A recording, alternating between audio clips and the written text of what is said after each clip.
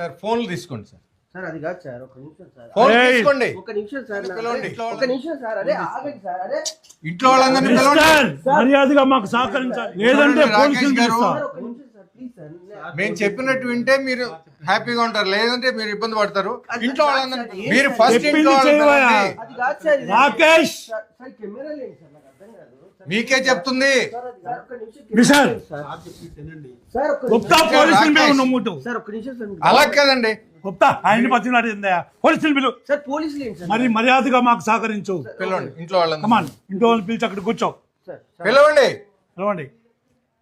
కమాన్, ఇల్లంతా సోదా చేయండి. ఒక్క నిమిషం సార్, ప్లీజ్ సార్, వినండి ముందు సార్. మీరు ఇంట్లో వాళ్ళని పిలవండి. మీరు కూర్చోండి సార్, ప్లీజ్. మేము కూర్చుంటాం, ముందు పిలవండి. పిలుస్తాను సార్, మీరు కూర్చోండి ప్లీజ్. మీరు ఎస్, కూర్చోండి ఎస్. అతను ఏదో అడుగుతున్నాడు, కూర్చో. పిలవండి ఫస్ట్ పిలవండి. సార్, ప్లీజ్ సార్, కూర్చోండి సార్, పిలుస్తాను. మేము కూర్చుంటాం, మీరు పిలవండి సార్. ఏం సార్ ఇదంతా, నాకు అర్థం కావట్లేదు. ఎవరు సార్ మీరంతా? సార్ పేరు శర్మ గారు, ఇన్కమ్ ట్యాక్స్ అసిస్టెంట్ కమిషనర్. నా పేరు గుప్తా, నేను ఆయన అసిస్టెంట్. సార్ నా ఫోన్ తీసుకున్నా, కొంచెం ఏమని చెప్పండి సార్. ఇస్తాం, కూడదు. ఫోన్లు ఇస్తాం. సార్ ఏం సార్, ఆ కెమెరాలు ఏంటి సార్, నాకు అర్థం మిగతా వాళ్ళందరినీ పిలవండి కాదు. సార్ దయచేసి. ప్లీజ్ సార్, నేను ఏదో మీరు కూర్చోండి సార్, నేను పిలుస్తాను. మీరు కూర్చోండి, కూర్చోండి ప్లీజ్, ప్లీజ్ కూర్చోండి సార్. ఏంటండి ఇంట్లో వాళ్ళని పిలవమన్నా కదా, ఇంకా రాలేదేంటి? Sir please Suji, Suji. ఏమైంది స్వామి? ఎవరు వీళ్ళంతా? ఇన్కమ్ ట్యాక్స్ డిపార్ట్మెంట్, ఆ? ఇన్కమ్ ట్యాక్స్ డిపార్ట్మెంట్ వాళ్ళు. వీళ్ళు మన ఇంటికి ఎందుకు వచ్చిందండి? కూర్చోండి మీరు. సరే ఒకసారి కూర్చో, కూర్చో, కూర్చోను.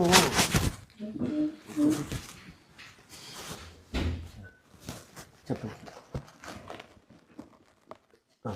ఇంట్లో ఇంకెవరున్నారు? మా అమ్మ పాపని చూసుకుంటూ ఉంది సార్. ఓకే సార్ నా మీద రావడం ఏంటి సార్, నేను పెద్ద ఇదేం కాదు కదా సార్. సార్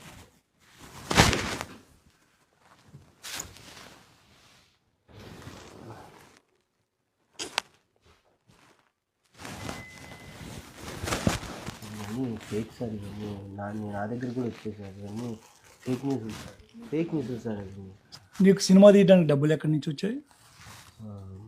అదే సార్, బేసికల్లీ నేను మిమిక్రీ యాక్టర్ కదా సార్. నాకు అందరూ పరిచయం, ప్రపంచ దేశాల్లో అందరూ దేశాలు తిరిగాను.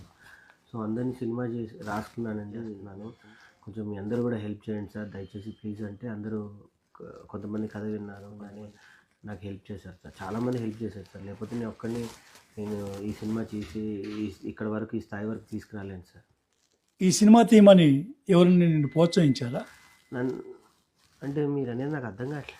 ప్రోత్సాహం అంటే ఏం లేదు సార్, నా వైఫ్ ప్రోత్సాహం తప్ప నాకు ఇప్పటివరకు ఇది సార్. తనే బాగా ప్రోత్సహించింది, బ్యాగ్ నుంచి నన్ను చేయమని చెప్పింది సార్.